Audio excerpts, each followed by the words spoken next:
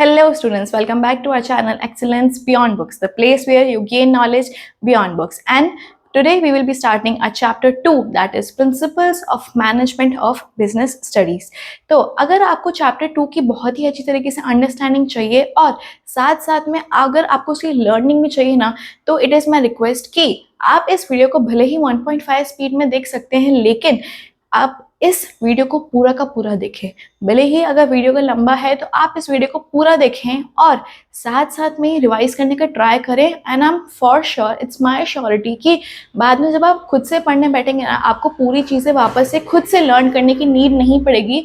आपको आधी से ज़्यादा चीज़ें यहाँ पे लर्न हो जाएगी और वहाँ पे आपको सिर्फ एक रिवीजन की नीड पड़ेगी। तो प्लीज़ आइए स्टार्ट करते हैं हमारा chapter 2, that is principles of management.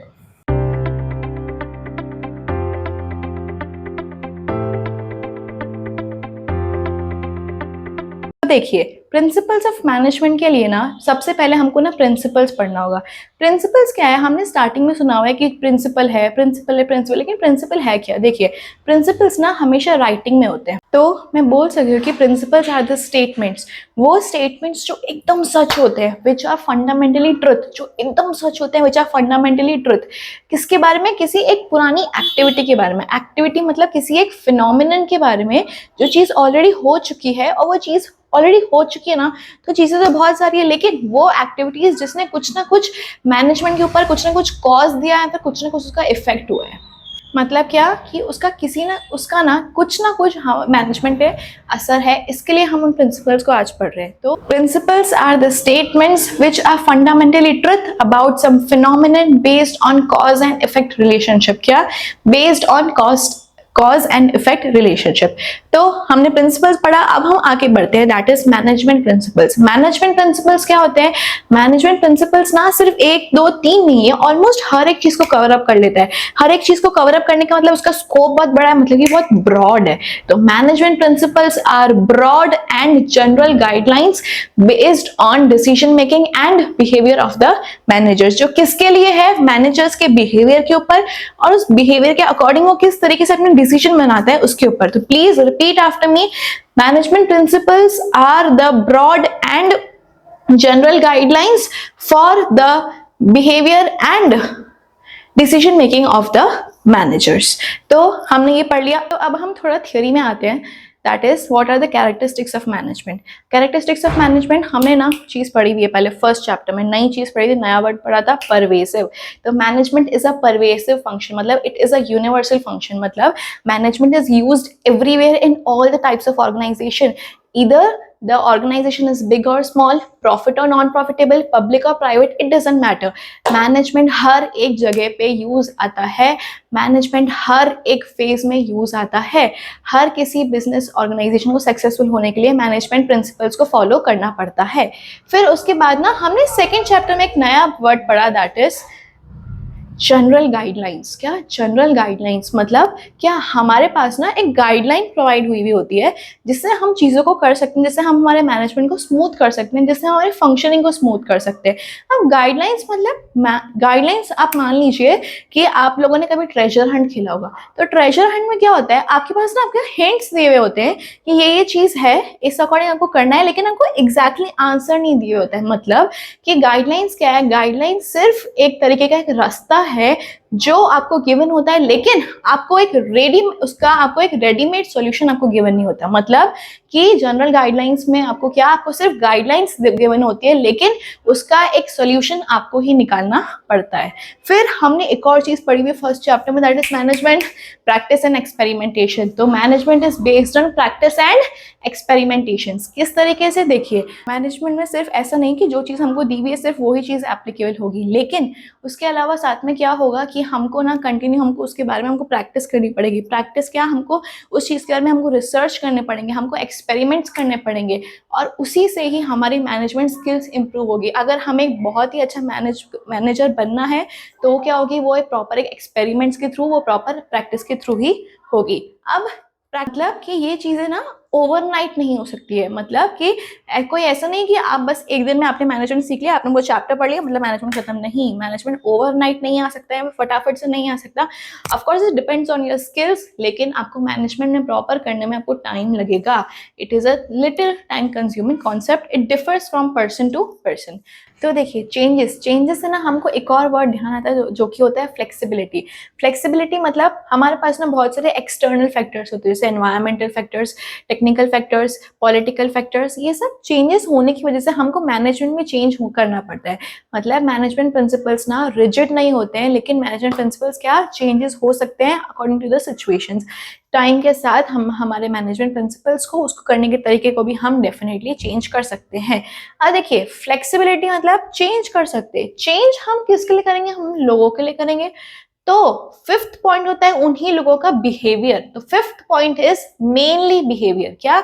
Mainly behaviour. मतलब management principles are mainly dependent on the behaviour of the employees, behaviour of the managers and behaviour of the resources in the organisation. मतलब क्या कि हमको क्या देखना होता है? हमको बिहेवियर देखना होता है। मतलब कि हमारे पे जो भी लोग काम कर रहे हैं उनका नेचर कैसे है, और उस अकॉर्डिंग हमको उनको मैनेज भी करना पड़ता है। जो कि हमने एम्प्लॉयज हमने देखे थे, that is taking care of the individual and taking care of the group, right. अब हमने ये पढ़ा, अब इसके बाद में ना हम पढ़ेंगे दैट इज दो लास्ट के दो पॉइंट्स होते हैं। एक तो होता है जो हमने पहले पढ़ा था, that is cause and effect relationship. इसका मतलब क्या होता है कि देखिए ये थोड़ा टॉपिक थोड़ा हार्ड है, इसको समझने का ट्राई कीजिएगा कि कॉज एंड इफेक्ट रिलेशनशिप मतलब कि पास्ट में ऐसी कुछ एक्टिविटीज हुई है, ऐसी कुछ फिनोमिनन्स हुए, ऐसी कुछ प्रॉब्लम्स हुई है जिसकी वजह से क्या हुआ है कि हमारे मैनेजमेंट में फर्क पड़ा था, और वो ना कंसिडरेबल चेंज था। तो बस उन्हीं चीज़ों को क्या कर दिया हमने मैनेजमेंट प्रिंसिपल्स में कर दिया, ताकि हम उस चीज़ को अभी यूज़ कर सके और हमारे मैनेजमेंट में कोई दिक्कत ना हो, वो दिक्कत जो ऑलरेडी किसी ने फेस की हुई है। तो वो दिक्कत ना जिनने भी हमारे प्रिंसिपल्स दिए थे उन्होंने बताई गई है, ताकि हमारे बिजनेस का स्मूथ फंक्शनिंग हो सके। अब इससे एक और आता है, दैट इज कंटिजेंसीज। कंटिजेंसीज मतलब क्या होता है कि मैनेजमेंट प्रिंसिपल्स ना डिपेंड करते हैं सिचुएशन के ऊपर, डिपेंड करते हैं उस टाइम के ऊपर। मतलब कि उस टाइम पे क्या टाइम चल रहा है, उस टाइम पे क्या सिचुएशन चल रही है, और उसके अकॉर्डिंग जो हमारे मैनेजमेंट प्रिंसिपल्स है वेरी करेंगे। मतलब किसी टाइम पे, पहले के टाइम पे हमको क्या करनी पड़ती थी, हमको चीजें थोड़ी रिजिड करनी पड़ती थी, कि हमको चीजों को जो हमको कंट्रोल हमको थोड़ा टाइट रखना पड़ता था। लेकिन आजकल जेनजी का जमाना है, जेनजी बोलते काम करवाना है कराओ, नहीं करवाना है मस्त रहो। तो क्या है कि उन लोगों का मेन ये है कि हमसे लोग प्यार से बात करें। तो मैनेजर्स को अपना तरीका चेंज करना पड़ा, राइट। जो चेंज नहीं कर पाते वो चलते भी नहीं है। तो इसके लिए मैनेजमेंट ना कंटिजेंसी बेस्ड होता है, मतलब सिचुएशन के अकॉर्डिंग बेस्ड होता है। तो देखिए ये थे हमारे 7 पॉइंट्स। 7 पॉइंट्स कौन कौन से थे, चलिए रिवाइज करते हैं। The very first point was pervasive. Management principles are the pervasive functions. Second, general guidelines. Third, based on practice and experimentations. Fourth, flexibility. Fifth, mainly behavior. Sixth, cause and effect relationships. Second, contingencies. ये हमारे पास total 7 characteristics होते हैं। अब इन 7 characteristics को हम learn कैसे करेंगे? Ma'am बता दो यार, एक बता दो तरीका जिससे हम इसको आराम से लाइन वाइज लर्न कर सके, जिससे जो हमको समझ में भी आ जाए, अच्छे से लर्न भी हो जाए। तो देखिए लर्न करते हैं। स्टार्टिंग के जो पहले के जो 3 थे ना, पहले के 3 हमने पढ़े हुए हैं। 3 मतलब ये तो हमको वर्ड लर्न है भाई, मैम रटा दिया आपने परवेसिव। तो management is a pervasive function, management is a pervasive function, management is a pervasive function. इसके साथ साथ में एक और वर्ड जो पढ़ा हुआ है हमने, जनरल गाइडलाइंस। क्या? General guidelines. और इसी के साथ साथ में हमने एक और चीज हमने क्या पढ़ी, based on practice and experimentation. Based on practice and experimentation. तो ये 3 रिपीट कीजिए। क्या मैंने 3 बोले? The first one is pervasive, second one is general guidelines, and the third one is based on practice and experimentation. ये 3 हमने पढ़ लिए।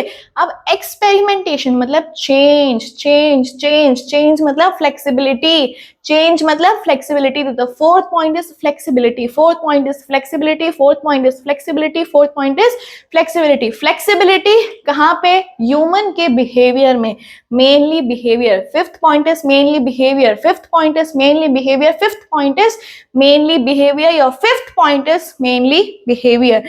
बिहेवियर हो गया। अब लास्ट के 2 बचे, दोनों सी सी सी सी सी सी। फर्स्ट ये ए वाला 6th हमने पढ़ा हुआ है, that is cause and effect relationship. क्या? Cause and effect relationship, cause and effect relationship, cause and effect relationship. साथ में लास्ट क्या है? कंटिजेंसी। क्या है? Contingency, contingency. 7th क्या है? कंटिजेंसी। तो ये है हमारे 7 characteristics of the management principles. तो आइए रिवाइज करते हैं। तीन हमने पढ़े हुए हैं। क्या पढ़े हुए हैं? Pervasive function, general guidelines based on practice and experimentations. Fourth हमने क्या पढ़ा हुआ है? That is flexibility, mainly behaviour, cause and effect relationship, contingencies. Please आप इस वीडियो को पॉज कीजिएगा, रिवाइज कीजिएगा और वापस एक बार बैक लेके प्लीज वापस रिवाइज कीजिएगा। आई एम टेलिंग यू बहुत अच्छे से आपको लर्न हो चुके हैं ये पॉइंट्स, ठीक है। अब हमने ये पढ़ लिया, अब हम पढ़ेंगे इनके मैनेजमेंट प्रिंसिपल्स के इंपॉर्टेंस के बारे में कि हम इन्हें क्यों पढ़ रहे हैं, हमको मैनेजमेंट में ये किस तरीके से काम आएंगे। तो देखिए, हम मैनेजमेंट के बारे में पढ़ रहे हैं तो सबसे पहला पॉइंट ही हमारा मैनेजमेंट के ऊपर है, that is providing managers with useful insights into reality. क्या? Providing management with useful insight into reality. Providing managers with useful insight into reality. Please repeat after me, providing managers with useful insight into reality. मतलब क्या है कि बहुत सारी चीजें होती है जो वो पढ़ते नहीं है, लेकिन मैनेजमेंट प्रिंसिपल्स को देख के हम ये बता सकते हैं, मैनेजमेंट प्रिंसिपल्स का एक बार हम डीपली थॉरोली करके हम बता सकते हैं कि एक मैनेजमेंट की फंक्शन में क्या क्या दिक्कतें आ सकती है, ताकि एक मैनेजर को हम एक रियलिटी से हम बता सकें कि क्या क्या एक्चुअल में प्रॉब्लम्स आ सकती है या फिर क्या क्या सिचुएशंस होती है। तो मतलब क्या कि जितने भी हमारे यूजफुल इंसाइट है, जितनी भी हमारी यूजफुल इंफॉर्मेशन है, हम उनको रियलिटी में डाल देते हैं। जितनी भी हमारे पास यूजफुल इंफॉर्मेशन से इंसाइट इंफॉर्मेशन है, यूजफुल इंसाइट है, उसको हमको रियलिटी में डालना है। किसको? मैनेजर्स को। तो providing managers with useful insight into reality, ठीक है। अब देखिए, हमने ये पढ़ा। अब इसके बाद सेकंड है, that is optimum utilisation of resources. मतलब क्या? देखिए, यहाँ पे रिसोर्सेज का मतलब ना सिर्फ गुड्स से नहीं है, लेकिन रिसोर्सेज मतलब जो भी चीजें ऑर्गेनाइजेशन में है। ऑर्गेनाइजेशन में तो एम्प्लॉयज भी है ना, राइट। तो ऑर्गेनाइजेशन में चाहे एम्प्लॉयज हो, चाहे गुड्स हो, चाहे दूसरे रिसोर्सेज है, उन सबको हमको साथ में लेके चलना है। हमको किसी भी चीज का वेस्टेज नहीं होने देना है। मतलब हमको ह्यूमन एफर्ट्स हमको वेस्ट नहीं होने देने, और हमारे रिसोर्सेज को, हमारे गुड्स को हमको वेस्ट नहीं करना है। मतलब हमको उसका ओवर यूटिलाइजेशन नहीं करना है। मतलब हमको हमारे रिसोर्सेज को एक प्रॉपर यूटिलाइज करना है, मतलब ऑप्टिमम यूटिलाइजेशन ऑफ रिसोर्सेज। अब इससे ये हमने पहले पढ़ा है, तो एक और हमने पहले पढ़ा है साइंटिफिक डिसीजंस। मतलब मैनेजमेंट प्रिंसिपल्स हमको हेल्प करता है ताकि हम सिस्टमेटिकली और साइंटिफिकली हम उनको प्रॉपरली उनको चला सकें। मतलब हम मैनेजमेंट प्रिंसिपल्स को सिस्टमेटिकली एंड साइंटिफिकली हम उसको प्रॉपर फंक्शनिंग उसका कर सके। सिस्टमेटिक फंक्शन हो गया, सिस्टमेटिक डिसीजन हो गया, अब साइंटिफिक डिसीजन हो गया। अब साइंटिफिक डिसीजंस के बाद में हम आगे बढ़ेंगे, दैट इज एनवायरनमेंट। एनवायरनमेंट मतलब कि जितनी भी एनवायरनमेंट में जो चेंजेस हो रहे हैं ना, हमको उनको कोप अप करना है, हमको उनको साथ में मिला के चलना है। मतलब meeting with changing environmental requirements. क्या? Meeting the changing environmental requirements. क्या? वापस प्लीज रिपीट कीजिए, meeting the changing environmental requirements. की एनवायरमेंट में जितनी भी चेंजेस हो रही है, जितना भी हमें चेंज दिख रहा है, वो हमें इम्प्रूव करना है, वो हमें हमारे मैनेजमेंट में हमको चीज़ों को हमको सही करना है, और चेंजेस के साथ साथ में हमारे मैनेजमेंट प्रिंसिपल्स को भी हमको चेंज करना है। हमको स्मूथ फंक्शनिंग उस चीज़ की करनी है। अब हम एनवायरनमेंट से मिल लिए, एनवायरनमेंट से मिलने के बाद अब ना हम जाएंगे हमारे टॉप लेवल के पास। हमारे टॉप लेवल के पास मतलब क्या? Effective administration. एडमिनिस्ट्रेशन कौन करता है? हिसाब कौन संभालता है? ऑब्जेक्टिव्स कौन बनाता है? हमारा टॉप लेवल। मतलब इफेक्टिव एडमिनिस्ट्रेशन मतलब कि हमारे टॉप लेवल मैनेजमेंट को भी मैनेजमेंट प्रिंसिपल्स को फॉलो करना चाहिए, करना पड़ेगा, ताकि हम क्या कर सके? हमारा एडमिनिस्ट्रेशन कर सके, हम हमारे बिजनेस की स्मूथ फंक्शनिंग को हम देख सके, हम प्रॉपर ऑर्गेनाइजेशनल गोल्स हम बना सकें, ठीक है। ये होता है इफेक्टिव एडमिनिस्ट्रेशन। इसके बाद में हमारे अंदर का हो गया, हमारे पूरे ऑर्गेनाइजेशन का अंदर का हो गया। अब हम जाएंगे बाहर। बाहर मतलब क्या? हम हमारी सोसाइटी का डेवलपमेंट करेंगे। तो क्या? Development of society. Development of society again a very common point कि हमें क्या करना है? हमें सोसाइटी को हमको क्या देनी है? हमको ट्रेनिंग्स देनी है, हमको एम्प्लॉयमेंट अपॉर्चुनिटीज देनी है, हमको उनका एनवायरनमेंट को क्लीन करना है, हमको हमारी तरफ से हमारे को सोसाइटी का वेलफेयर करना है, हमको पीपल का हमको वेलफेयर करना है। मतलब हमको हमारी सोसाइटी को इम्प्रूव करना है, और ये होते हैं हमारी इंपॉर्टेंस। देन उसके बाद में लास्टली दैट इज, मैंने आपको बोला सोसाइटी के लिए हमको कुछ करना है। सोसाइटी के लिए करना मतलब हमको क्या करनी है? उनका हमको एम्प्लॉयमेंट अपॉर्चुनिटीज देनी है, लेकिन उनको तो आता ही नहीं होगा। तो हम क्या प्रोवाइड करेंगे? हमको उनको ट्रेनिंग प्रोवाइड करेंगे, हम उनको पढ़ाई लिखाई मतलब हमको एजुकेशन प्रोवाइड करेंगे। एजुकेशन के साथ साथ हमको रिसर्च करेंगे उनके बारे में। तो क्या? Managing training education and research. क्या? Managing training education and research हम क्या करेंगे, हम बार बार हम एम्प्लॉयज़ को हम क्या देंगे, हम ट्रेनिंग देंगे ताकि उनका अपस्किल हो, ताकि उनका स्किल डेवलपमेंट हो, हम उनको एजुकेशन प्रोवाइड करेंगे ताकि वो एटलीस्ट बेसिक चीज़ों को वो समझ सके, और हम उनके बारे में हम कंटिन्यू रिसर्च करते रहेंगे। जितना हम किसी चीज़ के बारे में रिसर्च करेंगे उतनी ही हमारी डेवलपमेंट होगी, हमारी डेवलपमेंट होगी, कंपनी की डेवलपमेंट होगी, कंपनी की डेवलपमेंट के साथ साथ हमारी इकोनॉमी भी डेवलपमेंट होगी। तो ये थे हमारे इंपॉर्टेंस ऑफ मैनेजमेंट प्रिंसिपल्स। अब मैम इनको लर्न कैसे करें, तो देखिए मैं बताती हूँ इनको लर्न करने का तरीका। अगेन ये भी 7 कैरेक्टरिस्टिक्स है। 7 कैरेक्टरिस्टिक्स हम सबसे पहले क्या मैनेजमेंट के बारे में पढ़ रहे हैं ना, तो हम सबसे पहला पॉइंट बोलेंगे मैनेजमेंट का, मतलब providing management with insights into reality, providing management with insights into reality। हमने मैनेजमेंट बोला, अब प्रोवाइडिंग का पी से हम स्टार्ट करेंगे ओ, मतलब optimum utilisation of resources, optimum utilisation of resources, optimum utilisation of resources, POS, S मतलब साइंटिफिक डिसीजंस, एस मतलब साइंटिफिक डिसीजंस, मतलब हमको क्या करने पड़ेंगे, हमको सिस्टमेटिकली और साइंटिफिकली चीज़ों को सही करना पड़ेगा। POS साइंस से मुझे याद है एनवायरनमेंट, साइंस से क्या याद है एनवायरनमेंट, मतलब meeting the environmental changes requirement, meeting the environmental changes requirement. Environment हम मीट कर लिए, उसके बाद में एनवायरनमेंट को हमको मीट करने के बाद में हमारा नेक्स्ट पॉइंट क्या था, दैट इज ई है ना, तो यहाँ से दैट इज एनवायरनमेंट का ई, इफेक्टिव का E, effective administration, effective administration, effective administration. The fifth point is effective administration, यहाँ पे हो गया। अब ये दोनों पॉइंट सोसाइटी के लिए, दैट इज ये वाला पॉइंट क्या था, डेवलपमेंट ऑफ सोसाइटी, और ये वाला पॉइंट क्या था, वापस एम से, मैनेजमेंट में फर्स्ट भी एम लास्ट भी एम, मतलब management of training education and research, क्या management of training education and research. तो ये है हमारे 7 कैरेक्टरिस्टिक्स। आइए स्टार्ट करते हैं। फर्स्ट 3 है POS, providing management with insights into reality, ओ optimum utilisation of resources, and the third one is scientific decision. Scientific से हमको क्या याद आया, environment, making changes in environment requirements, environment से ई से इफेक्टिव एडमिनिस्ट्रेशन, ये हो गया society, development of society, and the next is क्या क्या है, management in training research and education. तो ये थे हमारे कैरेक्टर, ये थे हमारी इंपॉर्टेंस ऑफ मैनेजमेंट प्रिंसिपल्स। तो स्टूडेंट्स हमने मैनेजमेंट के काफ़ी इंपॉर्टेंट टॉपिक्स इस पार्ट में कवर अप कर लिए हैं, और मैनेजमेंट के आगे टॉपिक्स जानने के लिए आप लोगों को पार्ट 2 देखना पड़ेगा। एंड तब तक के लिए thank you for watching, and please don't forget to like, share and subscribe. Thank you, bye bye.